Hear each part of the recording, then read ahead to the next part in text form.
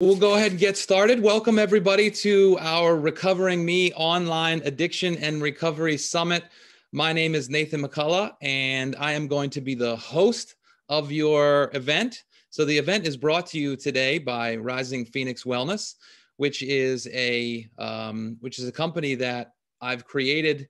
Well, it's been a brainchild of mine over the last couple of years, but really since the beginning of the pandemic. The incidence of relapse has gone up by like 30%.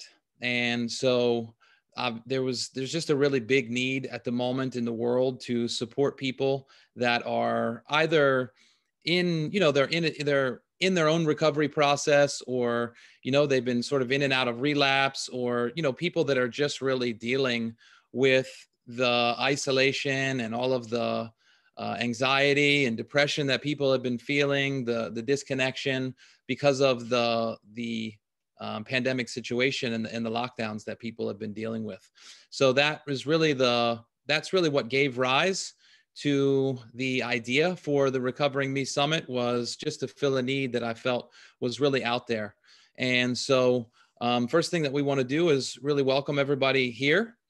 So we are going to be bringing a whole group of different perspectives today on the nature of addiction, the nature of recovery.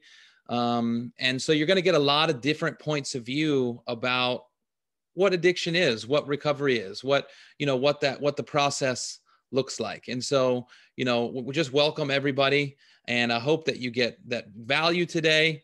And, we hope that you find some practical tools and tips and strategies and insights that you can take with you in your own life and be able to get yourself back on the right path. Or if you're somebody that has been in recovery for a while, deepen, hope you learn something new and deepening your recovery depth at this moment. And also just to get connected with a whole group of people that have the same vision, right? The same motivation, which it really is healing. So today is going to be all about working on the internal world and talking about healing and how we can provide that as a community.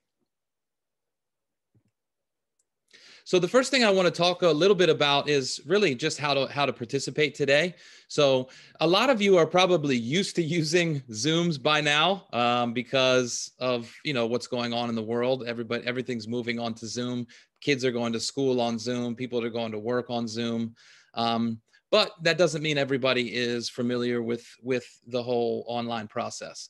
So I want to give a couple of sort of tips and tricks here how to participate.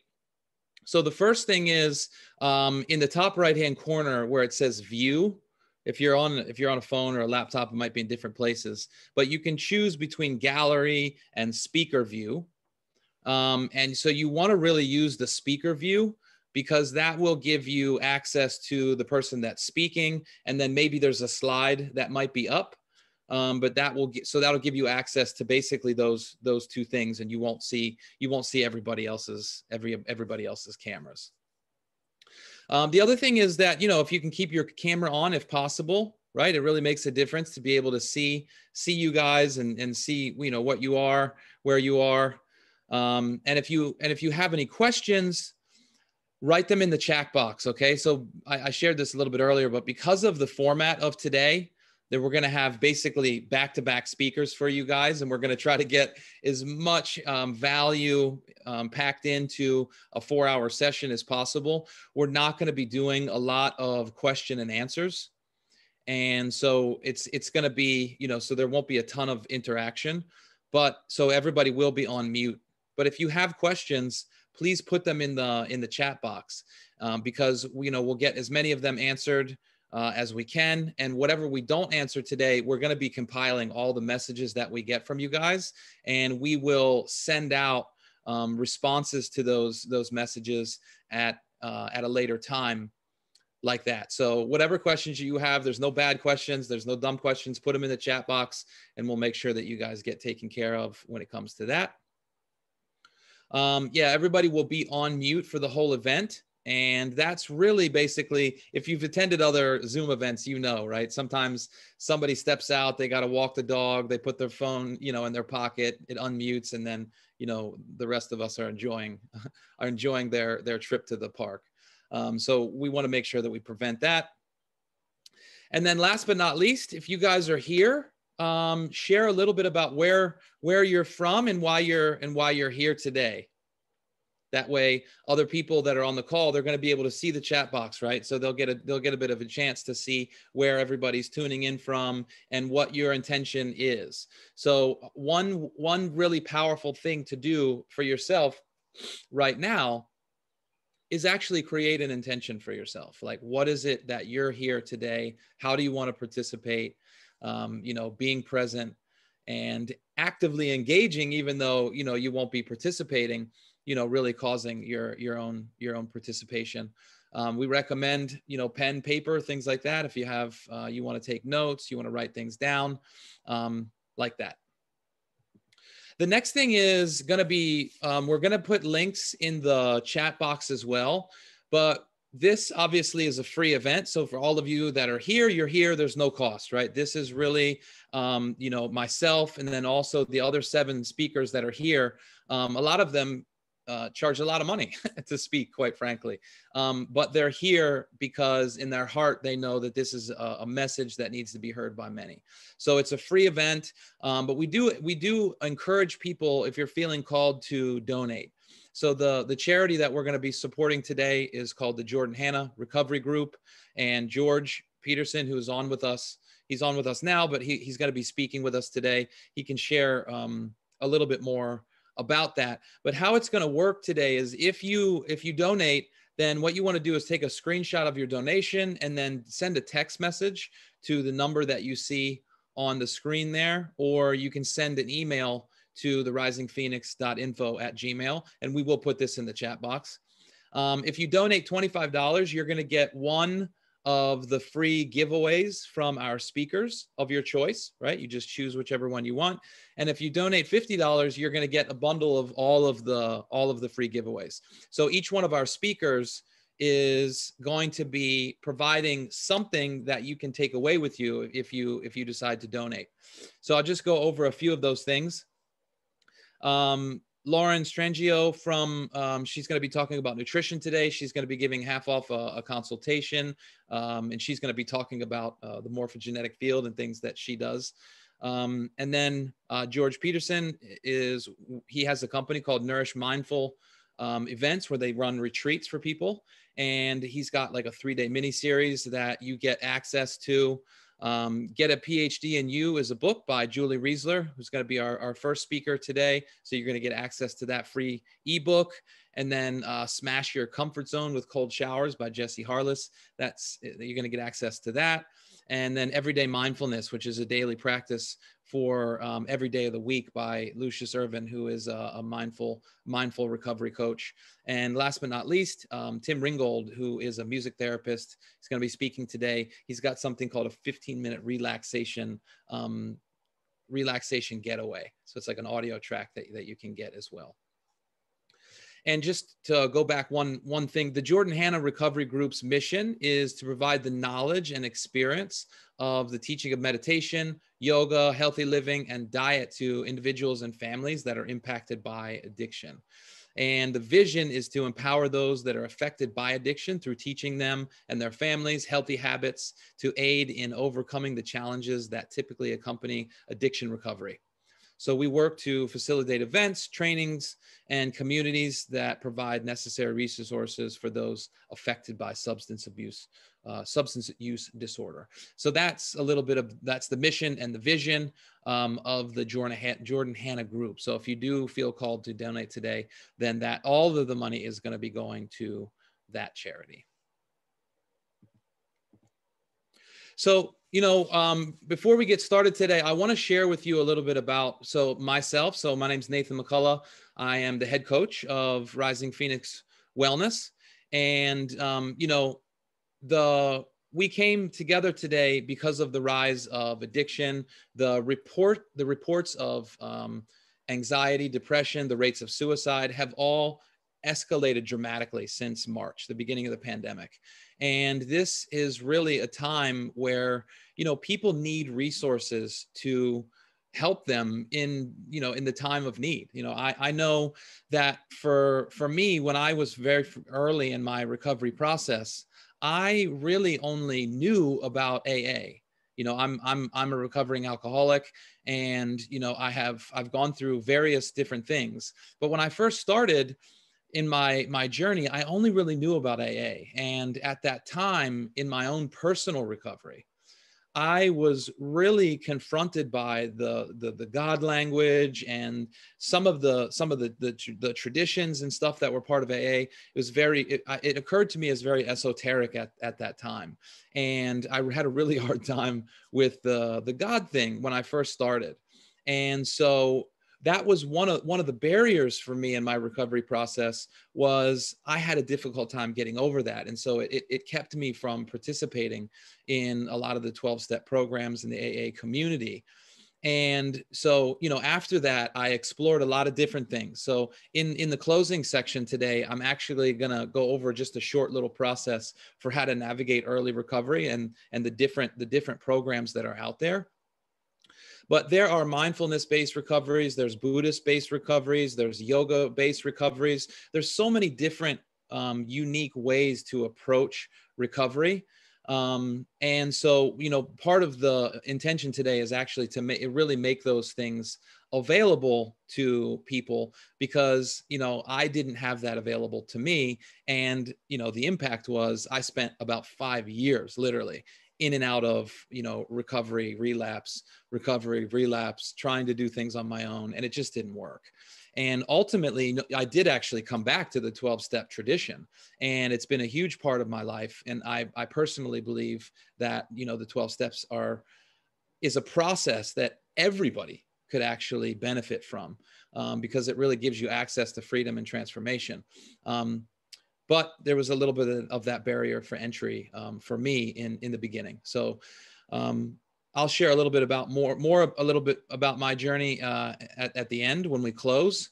But I just wanted to give that a little bit of a preamble about that. So the next thing I want to do is just play a little bit of a video by a personal hero of mine. His name is Gabor Mate, and he is an expert in the addiction and recovery field. He's written a book called In the Realm of Hungry Ghosts, and really just travels all around the world and has conversations with people about addiction and recovery. And I found a little clip from him that I felt really is a powerful introduction and lead into the conversation that we're going to have today. Addiction is not a choice that anybody makes. It's not a moral failure. It's not an ethical lapse. It's not a weakness of character. It's not a failure of will. It's just how our society depicts addiction. Nor is it an inherited brain disease, which is how the medical tendency is to see it. What it actually is, it's a response to human suffering. Addictions are a response to suffering, and that what people need in response to addiction is not judgment and not simply symptom control. They need to be helped to heal from their trauma, because it is all about trauma. The media, the television, cultural depiction of addicts is usually as desperate people, but without showing why they're desperate. So all that shows is the desperation for the drugs. There's no indication of what's driving that desperation. And hence you see them behaving in all kinds of dysfunctional ways, aggressive or manipulative or unpleasant. But again, there's no three-dimensional sense of the reality of these people as to what that's really all about for them. Is it possible to cure people? You're speaking from the Western model, where I am the expert, and you're the one with the disease, and I'm going to cure you like you cure a piece of meat. No. The answer to that question, framed that way, is no, it's not possible. If you're asking, is it possible for people to heal from trauma sufficiently that they don't have to keep escaping into addictions to lessen the suffering of their trauma? Yes, that's entirely possible. Why don't they listen? Why don't they get better already? Why don't they give it up? Well, they don't give it up because the more hurt they are, the more they need to escape. In other words, the addiction wasn't your problem. Your problem was that you had a lot of emotional pain, you didn't know what to do with. So the addiction was really an attempt to solve a problem. So when you say, why do people use substances or why do they engage in addictions in general, it's because they have a problem they don't know what to do with. And if you really understand their addiction, we have to ask, well, what gave you so much emotional pain? And how come you didn't have the internal resources? This is not a judgment, it's simply an inquiry. How come you lacked at some point the internal resources to deal with that pain in a more creative, forward-looking way that would help you resolve the pain rather than to perpetuate it? So really what it was is that the addiction came along to help you solve a problem you had no other solutions for at the time. And that's the case for all addictions. So why do people use? Why do people engage in addictions? Because they have deep emotional problems they don't have the means to resolve on their own. That's why they use. Psychiatrists these days are trained mostly in this biological model of psychiatry where everything comes down to a biological brain disease. Here, let's give you a pill. The last thing most psychiatrists know how to talk about is actually emotional pain or its origins in human experience. You think they know how to do that, but they don't. They're not trained in it. It's not part of the predominant medical ideology. And, you know, as a physician, I can tell you, we like to think of medicals as a science, and it has certainly great scientific achievements to its credit and great scientific insights to buttress its successes. But it's as much as ideology as a science. And ideology has certain hidden assumptions that are hidden from the people that believe in ideology. And so that if something is excluded by your ideology, you just won't see it. And so that you can be talking to somebody about your addiction, and the simple question, what did they do for you? And how come you're in so much emotional pain? Doesn't occur to anybody, you know, trained in a classical manner. No, this is true not just for physicians, it's true for a lot of psychologists as well, who are more interested in solving your problems and getting you to overcome the behavior than in asking, well, okay, where does behavior come from? And what are you still carrying inside that's making you behave that way? And how can we help you resolve what's inside you? Not just how do we help you change your behavior, but how do we help you change? Now that's what healing is. And that happens inside a person. So it's never a question of anybody curing anybody else, but we can guide people to healing if we ask the right questions.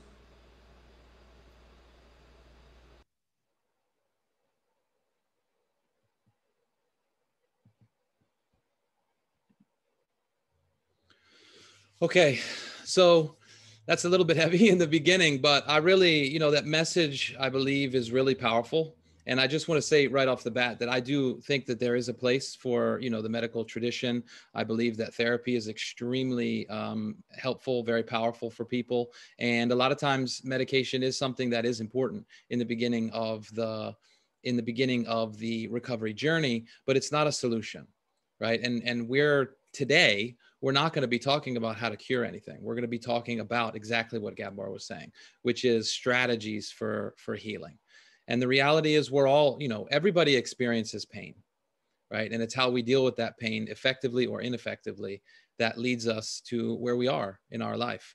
So some of the myths about addiction is that it is not a, you know, it's not a moral failure of the agent. I think it's really important. A lot of the depictions that we see in movies and different things are of the bum underneath the bridge, like drinking out of the paper bag or shooting up. And a lot of those things are there. Those things are real. It's not that that's untrue. It just doesn't encompass the nature of of addiction that is in the world today. And so it's not about a character defect or even a lack of willpower.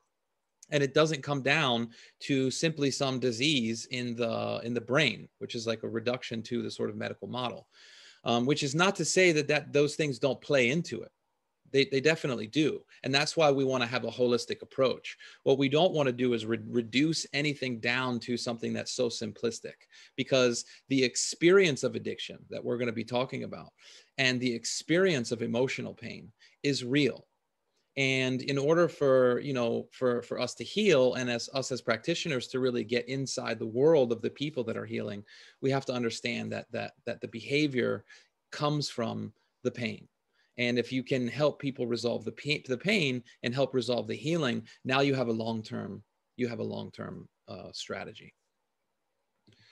So the intention today is basically to provide practical tips and tools that you can use immediately to help you gain more peace and more relaxation in your life, and help you develop an awareness of maybe what's causing your pain. One of the things that you'll learn today is that it's really awareness is really the game. Being aware of what's going on and not being at the effect of your emotion and your pain, but being able to be aware of what's going on and being able to sit with that it's a huge component of the healing process. We're going to give you access to various holistic approaches to recovery and healing that may not be common knowledge, right? What I was sharing earlier. A lot of people, they don't know where to go. They think there's just treatment centers and 12-step AA, NA rooms, things like that. And they don't know of these other strategies that are out there. And I just want to say, when we mean by holistic, we mean really dealing with the whole person, right? And not reducing anything down into individual, components, right? Really dealing with the whole experience of what the person is dealing with. And so the focus is really dealing with the root cause, which is the pain, which is the emotional stress, the stress in general, the disconnection that we all feel to some extent. And so we work on mind, we work on the body, and also spiritual healing. If you're going to recover from anything, whether it's PTSD or addiction or stress or any difficult situation in your life, it requires working on all those levels, including, by the way, behavioral. So, just to take us one step back, when Gabor was saying, it's not that working at the behavioral level is not important. It is. It's important to be able to change your behavior and be able to work on those levels. It's just that there's multiple levels, and you have to work on all of those levels in order to make a long-term sustainable solution. And last but not least, to introduce you to a group of practitioners that can really help you in your own spiritual, in your own journey. So I want to start